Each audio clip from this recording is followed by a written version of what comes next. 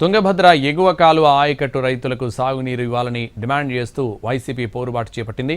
ఉరవకొండ సమన్వయకర్త మాజీ ఎమ్మెల్యే విశ్వేశ్వర్రెడ్డి ఆధ్వర్యంలో హైవేపై నిరసనకు దిగారు. అనంతపురం బళ్ళారి హైవేపై రైతులతో కలిసి మాజీ ఎమ్మెల్యే విశ్వేశ్వర్రెడ్డి బైఠాయించారు.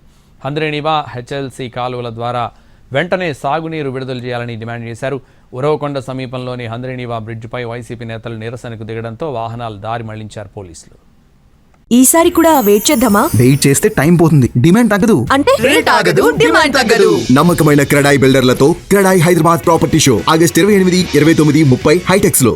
కానీ కనీసం రైతులు ఏం కోరుతా ఉన్నారంటే, రాజశేఖర రెడ్డి గారు ముఖ్యమంత్రి అయిన తర్వాత హంద్రేనివా ఈ ప్రాంతానికి రావడం, అదేవిధంగా హెచ్ఎల్సీ అంత మోడర్నైజ్ కావడం, వాటన్నిటి వల్ల ఇటీవల కాలంలో జిల్లాకు 50 టీఎంసీలు 45 టీఎంసీలు అట్లా వస్తూ ఉన్నాయి.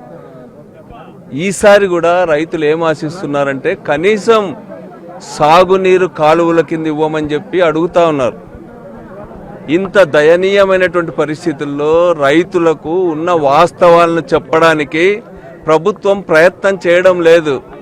లేక నిన్న జిల్లా పరిషత్ సమావేశం జరిగినా కూడా సాగునీరు గురించి ప్రజాప్రతినిధులు అడిగితే ఎదురుదాడి చేస్తున్నారు. తెలుగుదేశం పార్టీ సీనియర్ నాయకులు, మంత్రులుగా పనిచేసినటువంటి వాళ్ళు, ఎంపీలుగా పనిచేసినటువంటి వాళ్ళు రైతుల్ని కన్విన్స్ చేసే పద్ధతుల్లో వాళ్ళు ఈరోజు కూడా ఆన్సర్ ఇవ్వడంలా.